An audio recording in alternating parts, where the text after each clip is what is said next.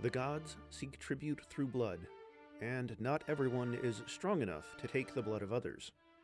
Much glory shall come to those that succeed. This is your host, Doc Ito, here today with Episode 5 of the Civ Battle Royale X, Season 3, The Realm of the Mad Gods. Your narrator today is Orange, who inappropriately included a few rhymes in the episode. Still, we work with what we have. Welcome and greetings to all you guys, gals, and non-binary pals. It is I, Orange, aka Orange Chrissy, aka that weird depressed girl who makes the Civ Ball comics. I'm back again with Part 5, just like I was with Mark X2 and Mark X1, keeping this useless streak alive for some reason. Anyways, I love the CBR too much, and I'm so glad it's still going and that I can contribute more to it. I've finally applied my way into being a power ranker. Maybe next time I narrate I'll have joined. Yeah, I'll have joined the dev team despite my lack of skills. So prepare yourselves once more for my terrible humor and a look into the stream of fuckery that is my thoughts. Oh, and sorry in advance for how much I wrote, but I do hope you listen to it all. With that, let's begin. The lad whose name is 3 letters is bringing us through all the letters to take a look at every civ. This week, ECH gives us the lowdown on the Anglo-Dutch.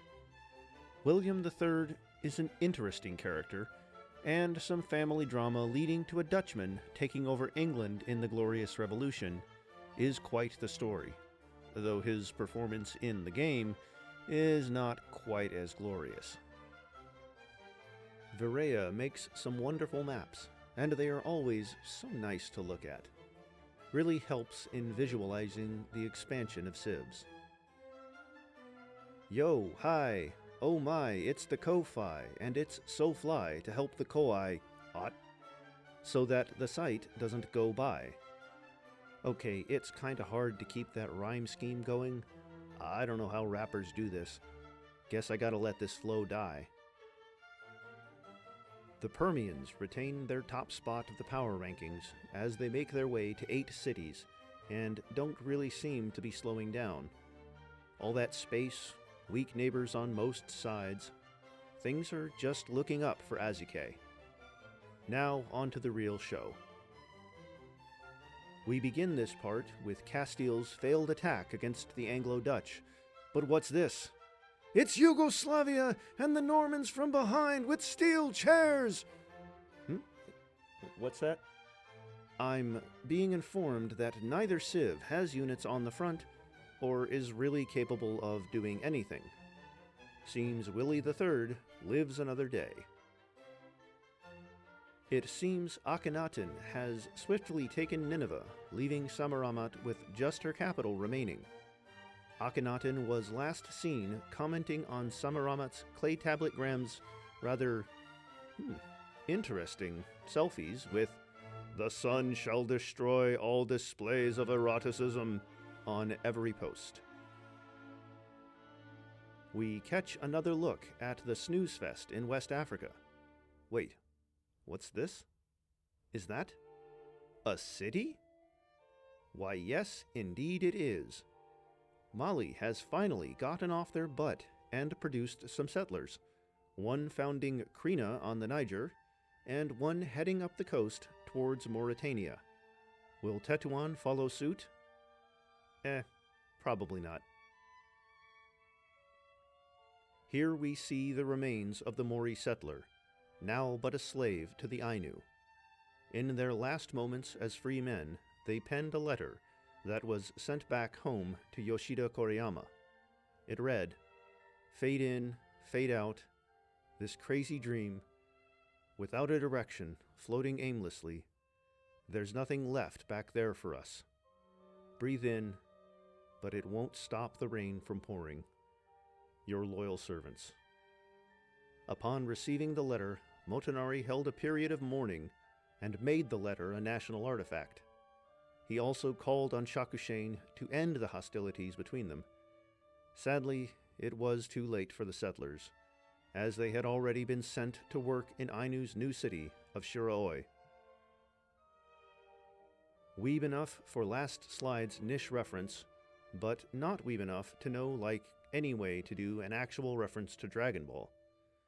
But either way, Kamehameha I has left Hawaii to join Isabella in her failed campaign against the Anglo-Dutch. He reported back to the Queen, "Their defense is over 15!" And she immediately sent William III a request for peace while quaking in fear. And she was so close to taking the city as well. The more important notification from last slide was the Permians allowing Massagetei to make peace at the cost of Oxus. This is going to be a devastating blow to Tomira's ambitions and further solidifies the Permians' dominance of Central Asia. We catch a look at Pandya's defense of their southern half of the subcontinent.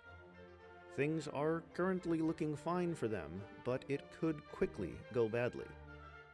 Rani is quickly building up her Maravals. They gain an extra attack before their melee attack when on the coast, so Tirunelveli can be fairly easily defended with enough Maravals.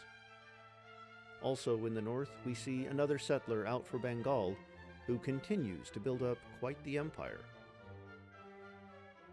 Shifting a bit east is a Philippine settler preparing to surround Cambodia with a settle near real-life Bangkok. Kokang is also seeking to settle a bit to the north. Sihanouk is reported to have sent letters to Yang and Aguinaldo saying, "Please no hurt." Emilio Aguinaldo returned the letter with one of his own stating, "No," while Olive Yang used the letter to smoke opium with. So, from a quick Google, it seems Cornelius Smelt was a British general during the American Civil War, and then a governor of the Isle of Man. His historical career seems just as interesting as the war between Brazil and Argentina. The two civs have some slight squabbling, but it looks like the Inca may take over the war. Maybe Tupac will spit enough fire to burn the jungle down and give him easy access to the Brazilian cities. Angola and Chad make peace to allow for Chad to turn around and attack Egypt along with the Normans. Idris Deby posted to Clay Tabletgram a meme showing himself as the Chad and Aten as the Sojak.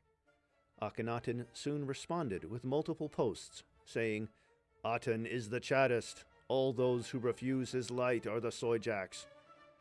One of his advisors was seen keeping people away from his chief's quarters.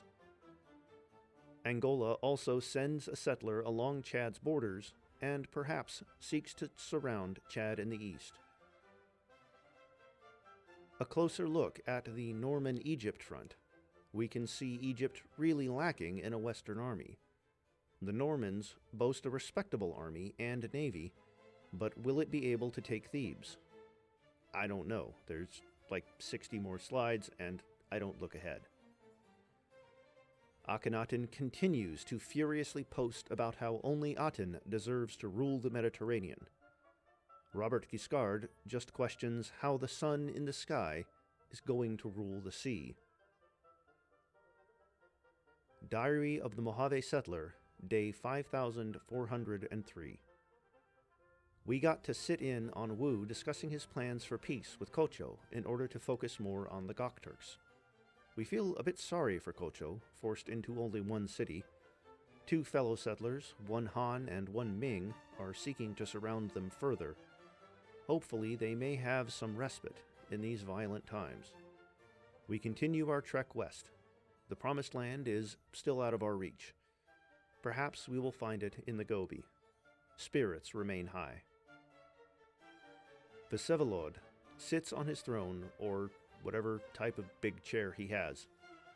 Sarkel is certain to fall as the army surrounds it with plenty of melee units.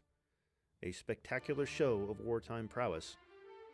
Bulan is struggling to recall his units in time, and Vsevolod may even have the ability to take Balanjar too. Azike halts the raising of Oxus, keeping their city in the middle of Massagethe. It really is just devastating, and I doubt Massagethe will be able to come back from this. Makes my ranking of them lower feel good, though I really should have had them much lower from the start. At least they were able to keep Khazaria's somewhat retreating army at bay, for whatever that's worth. My boys, look at them, they are doing so well, I am so proud. They settle another city on the Mexican coast, and build the Gate of the Sun, which grants +3 food and +1 gold on lake tiles, plus 15% growth in all cities.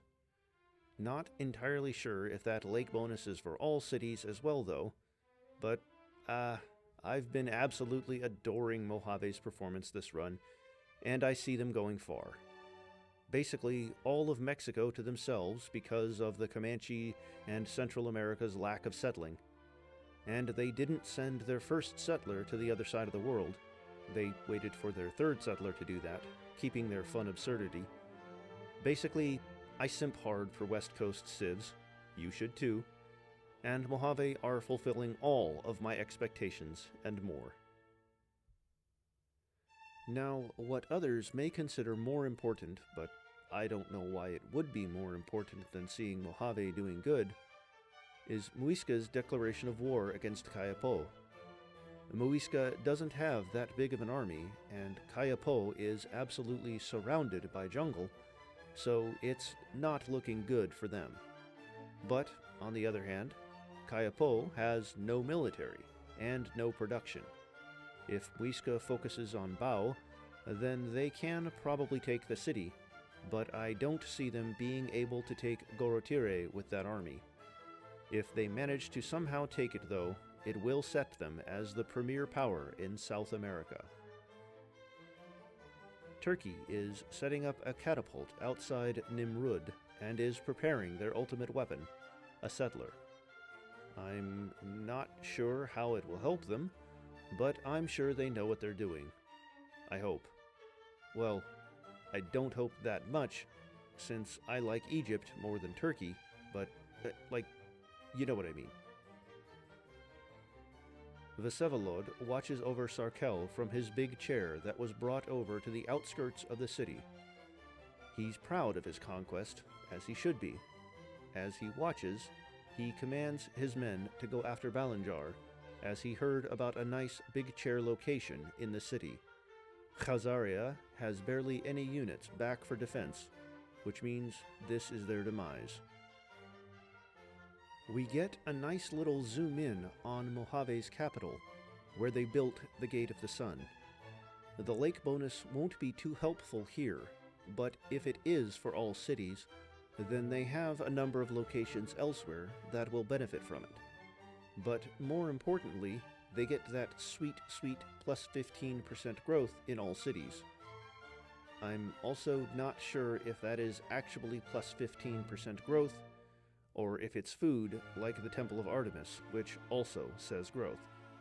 Difference being that the percent food is based on the total food, while the percent growth is only based on the excess food after the population has consumed their food. Hopefully it's the first. The Gokturks expand out into Siberia with Nevkat, and another settler about to settle a bit further away. A nice growth of 2 cities, as they currently lag behind their neighbors that aren't major fuck-ups in, every stat besides military, and they really aren't putting their military to use. Perhaps this will signal good things in the future, but for now, it's just them playing a bit of catch-up.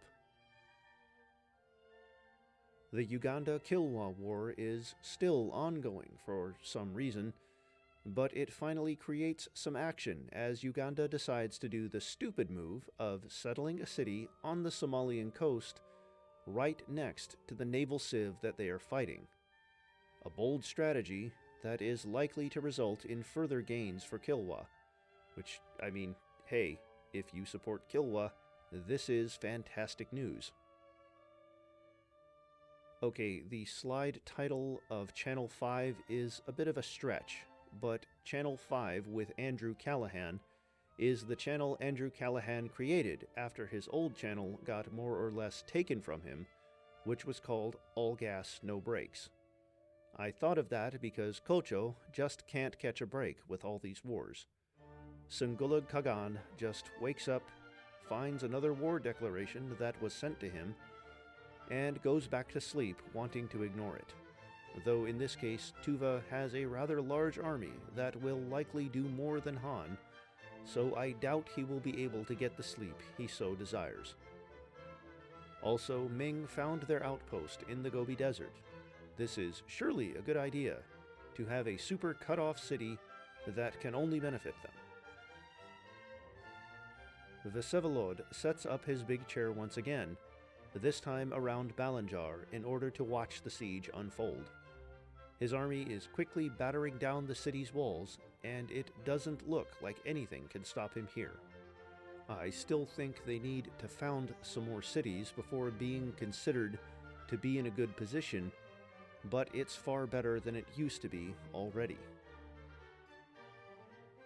Shibata Katsue seems to be a samurai general who served under Oda Nobunaga, though he has relinquished his duties in Japan after 2 grueling wars and seeing Mori fail to settle their island, and decided he really needed a vacation in Brazil. Sadly for him, Brazil is at war with 2 neighbors, so he won't be able to get some rest and enjoy the Carnival. We see here a rare glimpse of Greenland and their 3 cities. As a spiritual successor to Iceland, I wish they would settle more and do well, but this will have to do. Hans Egede has decided to do a sneak attack on Vermont while their army is fighting America, only he forgot to put his units in position to do a sneak attack. But maybe, with all those fleets in the vague vicinity, he will be able to take Montpellier. Mali settles that second settler that they had along the coast, giving them a nice bit of space. Meanwhile, Tetuan continues to do nothing, with a bit of nothing to go along with it. Both civs have a lot of room to work with that they aren't settling, so it's technically still anyone's game here, but Tetuan is clearly losing, and by a lot. Hold that thought, as it seems Tetuan did in fact settle the 3rd city, only it's in Iberia. But, to be fair, Castile did somehow mess up their Anglo-Dutch war and don't have much of an army right now, so they are pretty safe. Though the Normans also found Capua right near Tetuan's capital in return. Brandenburg decides to cut off the Anglo-Norse from any further settles into Scandinavia with Oranienburg. They also have another settler just east of Ribe that may settle Gotland or perhaps Lapland. Frederick William I goes over to Cottbus with a large megaphone and shouts, "That's what you get for forward settling me, you scum!" Canute doesn't hear it, as he is busy sleeping after a heavy night of drinking his problems away, even though drinking can't stop the fact that they won't build more settlers. Yugoslavia decides that it's time to again expand the definition of what is and isn't the Balkans by adding Western Romania to their lands. Kiev, with a settler of their own, looks on in disappointment. Lithuania also holds a settler, but where it may go is a mystery for now. Chile decides that the best course of action is to settle in the Caribbean. Why did they decide this? Some sources say that Allende sought to do the ultimate surround. Some say he just wanted a beach mansion for himself. Some even say it's an elaborate plan that uses the claiming of faraway lands as a method to better consolidate the lands in between. Others just take it as what it is, a weird tropical city. Afghanistan and Bengal continue their push against Pandya, still not doing any city damage though. Afghanistan founds Peshawar around real-life Hyderabad, while Bengal's settler heads into Southeast Asia. Ali Rani has a lot of units back at her capital, which she really needs to bring to the war front.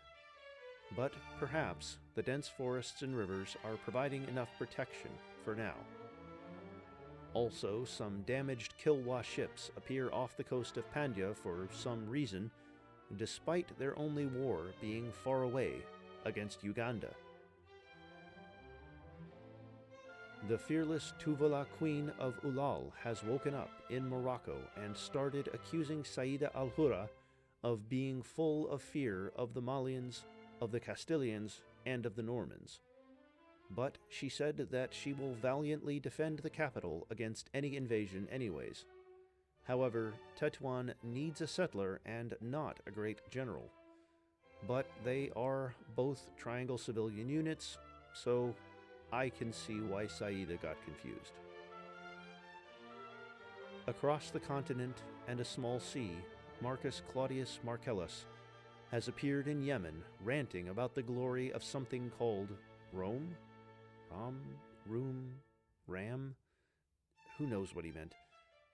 When he asked the locals if this was Rome, they responded with, "It is Yemen," which Marcus took to mean that this was in fact Rome, and he proceeded to immediately call on Arwa al-Sulehi to expand across the region immediately. She quickly accepted the suggestion, though was unsure where the supposed Gallic lands he said to expand into, but she liked the desert, so it was probably there. Cambodia, wanting to get back to two cities and having their western regions blocked off, decided to settle on the top of Borneo. Zanana Guzmao looks over judgingly at the lack of military and builds another settler of his own. Timor-Leste is surprisingly strong for a small island nation, having top 10 stats. Perhaps the military part of those stats will be used on this new Cambodian city. Quanah looks at the approaching American ship. Will it be their savior, or will it be their end? He ponders these questions as he thinks about the orders from Iron Jacket.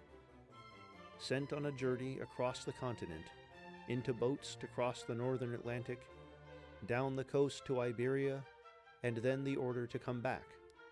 It didn't make sense to him. Long ago, his next in line, Mupitsukupu, suggested that perhaps Iron Jacket had a vendetta against them. Quanah had initially balked at the notion and dismissed it, seeing the trek as a spiritual mission. But as time went on, he became more weary.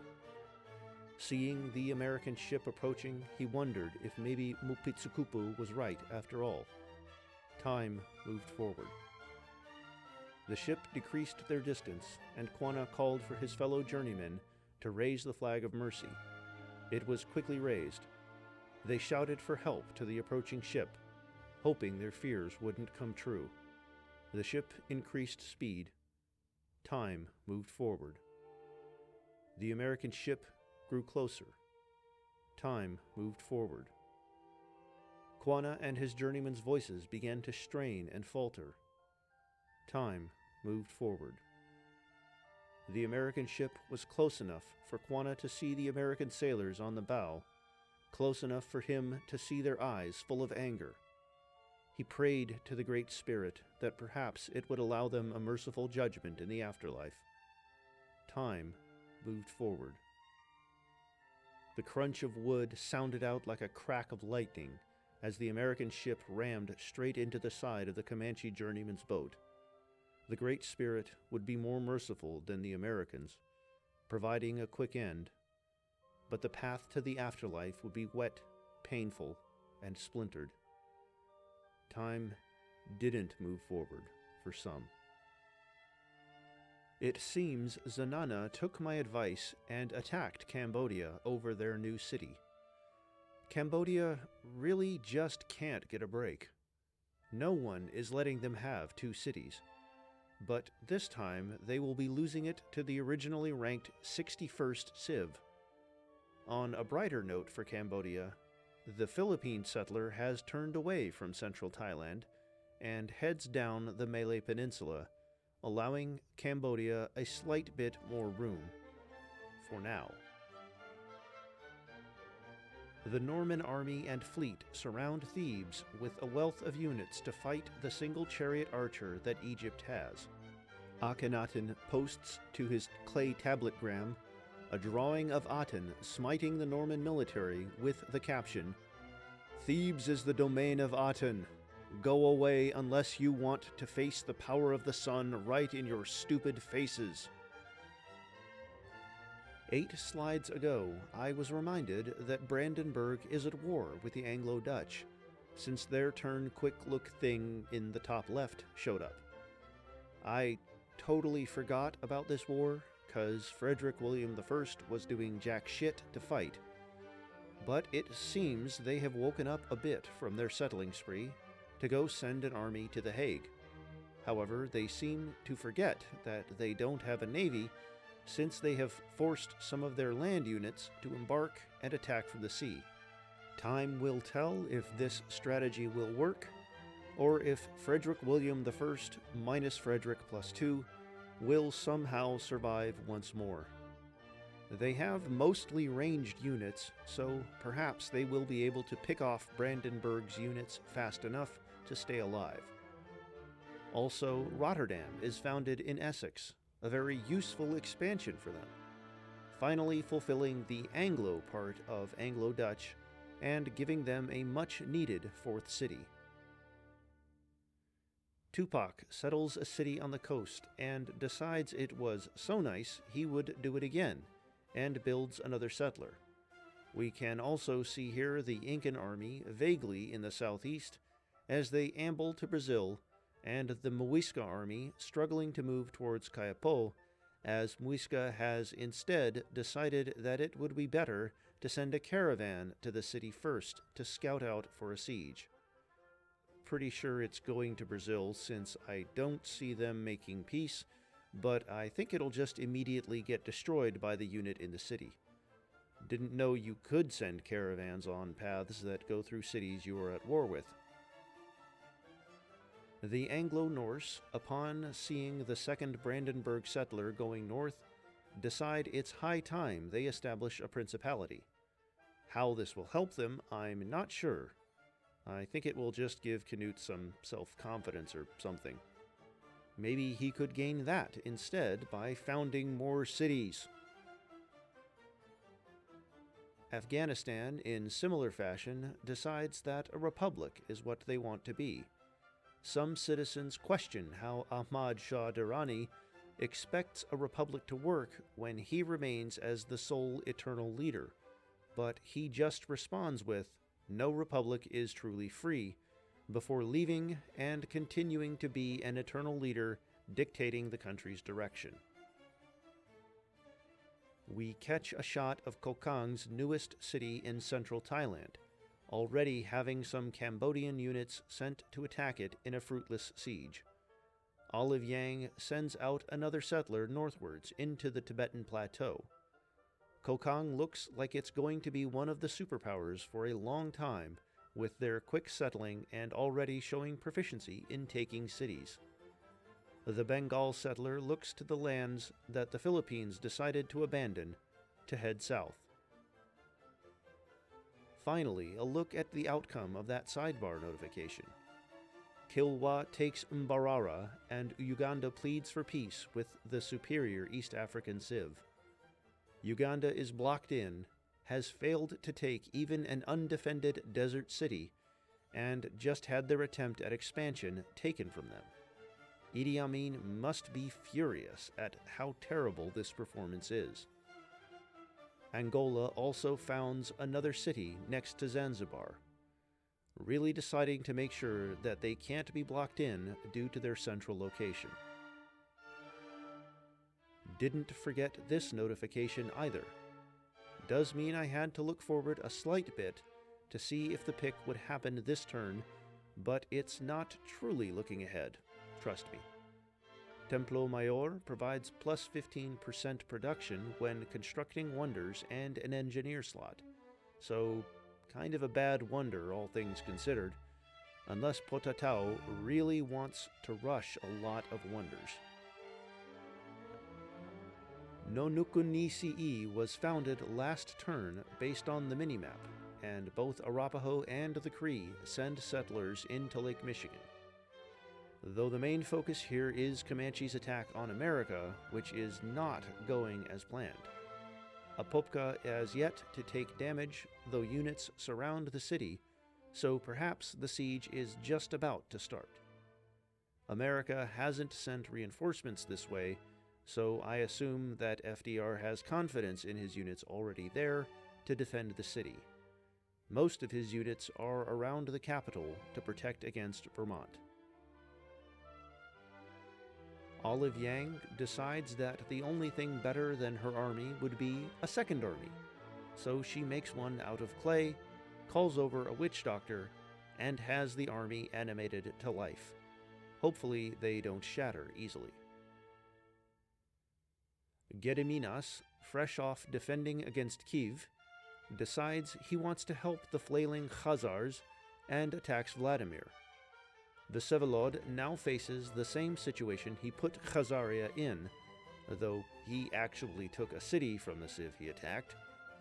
Lithuania also has their UU, the Samogashan warrior, which replaces the swordsman and is a bit weaker, but doesn't need iron to build.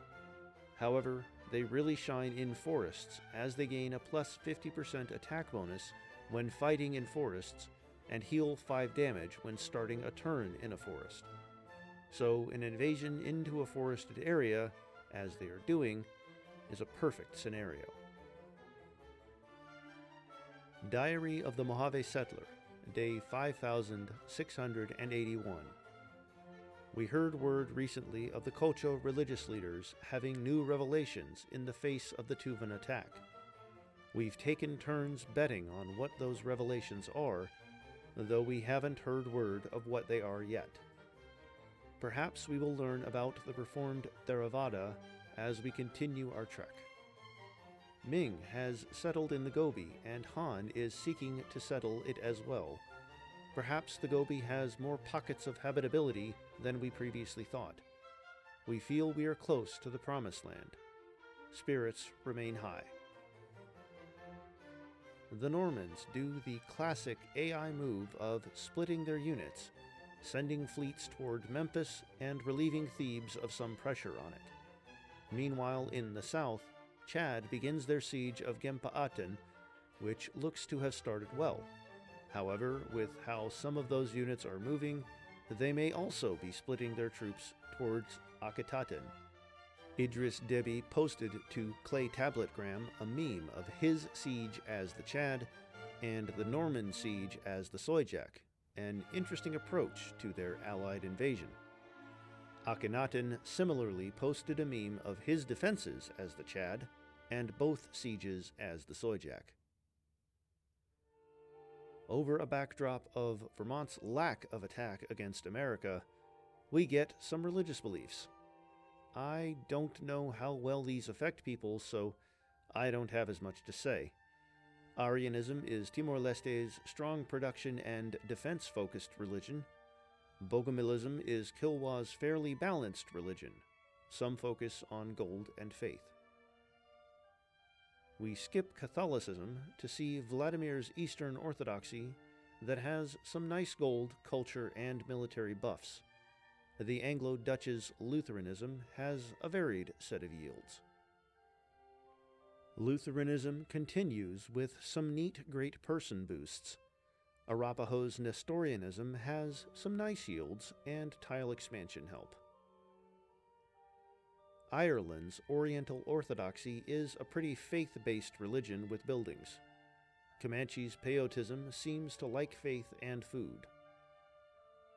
Peyotism continues with another building to complement their first.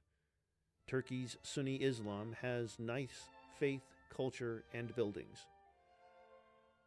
The Gokturk's Tengerism has some varied small yields. Cocho's Theravada likes its faith a lot. Out of the religion slides, we now see Botswana deciding to take revenge on their previous attacker and decides to invade Angola. The Angolan capital is quite close to Botswana, as their expansion has been solely north, so perhaps Botswana's invading force will be able to overwhelm the defensive troops they have. Botswana also gets in on settling with a third city before Angola can fully close them off. Francisco Morazon, seeing America nab Loxahatchee before they could get it, decides it's time to take it for themselves. They have a few triremes and some units on the way, which may be enough to take the city. They are hoping that America, being distracted by 2 other civs, will allow them to sneak in to the taken Seminole City before FDR can build more fleets. We also see Comanches attack on Apopka, get right up to the city, but do they have enough units to actually siege it? Probably not. Seeing the Philippine settler get close to their core, Suharto decides he won't stand for it, and declares war on Cambodia. They can't actually do anything since the Cambodian capital isn't coastal, but it's the thought that counts. This is the most attention Indonesia has gotten. Timor-Leste has sieged down Battambang and is just about to take the city. A look back at Nimrud sees Turkey having made minimal progress since it was last seen, but now Egypt has gotten their troops up to help the siege. Akhenaten DMs Ataturk telling him, "All of Assyria is the domain of Aten. Stay back." Ataturk left him on red. Also, Khazaria and Turkey are both getting settlers in Azerbaijan, though it seems Khazaria might be able to settle first if they settle in place. It would be a much-needed safety city. The Cree join their previous rival Arapaho in fighting America, though they don't have any units in the area. They do have 2 more settlers around, while Arapaho's settler goes into enemy territory to try and get into northern Quebec. Seems that all the wars on this continent have been stagnating. Battle begins on the southern continent for the first time as the Wiradjuri attack Yolngu. Yolngu has a decent army, but they didn't try to settle, so they are quite weak. Wiradjuri, with more cities and a bigger army, is likely not going to take anything for now, but if they clear out Yolngu's army, then their superior production might be able to keep pushing to take a city. But I don't have much hope for this war. Timor-Leste does what no one thought they could do at the start of the game, and takes a city. Like, no one could have predicted this at the start. I sure couldn't, at least, and I'm basically everyone.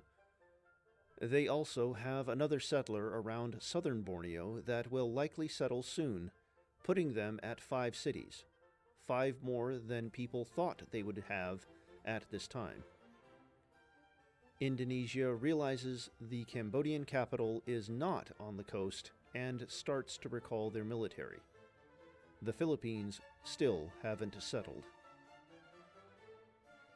Ataturk builds the Bapanada in his capital, which increases reform capacity by +2.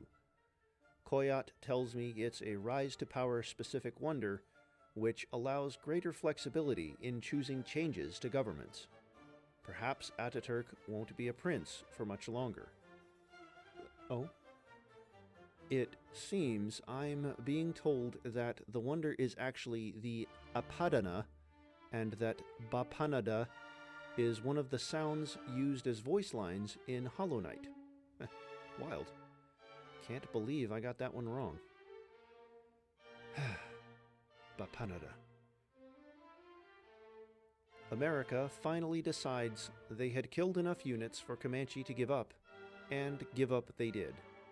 Comanche now sits with no second settler, no second city, a small army, and shit stats. They truly did fuck everything up for themselves. At least this means Arapaho has more land to use, as they already have another settler out to use it. As Chad focuses on Egypt, Angola continues to expand, founding Malanje and sending another settler to sub-Saharan West Africa. The settler east of Chad still hasn't settled, but it might soon.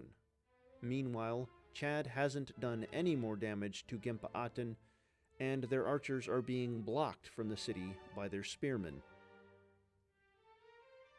Bengal founds Patna on the Malay Peninsula as they begin to damage Tirunelveli too.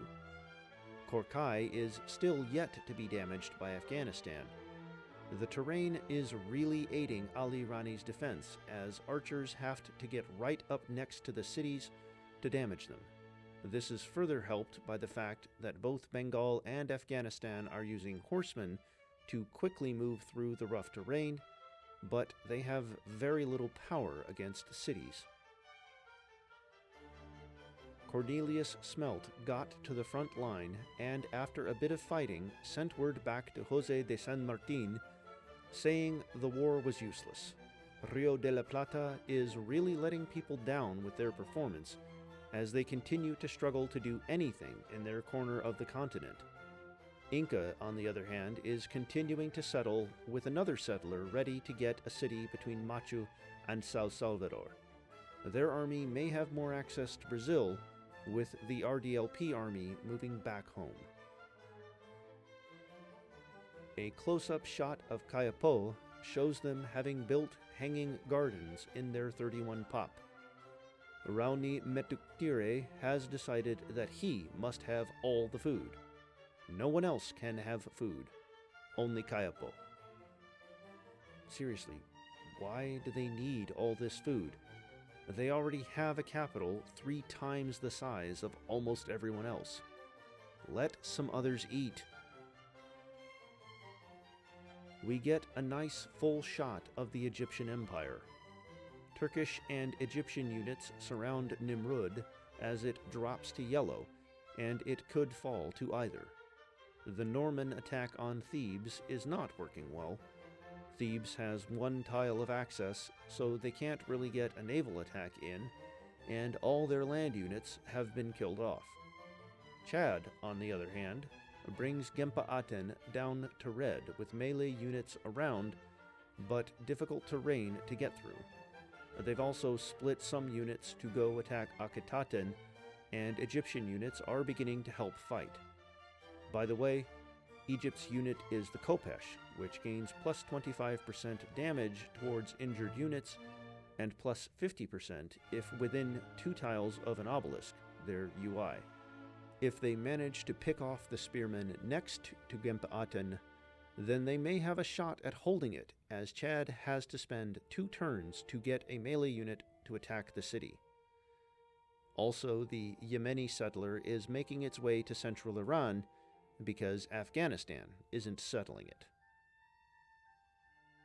Mark Antony, who fought the Gauls and Persians and some other groups for Rome, appears in the Permian's land to help lead an army directly at Khazaria. It's sure to crush the much smaller Khazarian army and may even steal Balanjar. But they seem to have forgotten the actual war declaration. Perhaps we will see that next part. Also, Khazaria does indeed settle in Azerbaijan. Belisarius comes up to Setshwayo and demands to be allowed to lead an army to retake the Mediterranean, not yet realizing that this is not Byzantium. Setshwayo still agrees with the request and gives him some units. However, news travels slow, so when an advisor asks who they should be taking the Mediterranean from, Setshwayo merely shrugs and says, probably Egypt? Those guys have some coast, right? The advisor confirms they have some coast, and so Setshwayo declares war on Egypt, and off Belisarius goes to attack Egypt, though perhaps someone should tell him how far away Egypt is. We end this part with Egypt and Turkey surrounding Samaramat's last city. A lot of units are low on health, but it's currently Vladimir's turn, which means Assyria will go next, followed by Egypt. Egypt's UU is melee, so it can take the city, and with that positioning, it seems likely that even if Assyria chooses to target both of their damaged UUs, that they can still shoot and take the city with their third, though if they fail, then it's Turkey's to lose. Akhenaten writes in a clay tabletgram post, "Aten's light shines down on us. The city is ours. The might of Aten is wonderful." Anyways, I've been Orange, and here's your daily reminder that West Coast, best coast. Let's go Mojave. And this is Doc Ito saying good night, and Aten knows what you did last summer. He saw everything. Everything. Fade in, fade out, this crazy dream.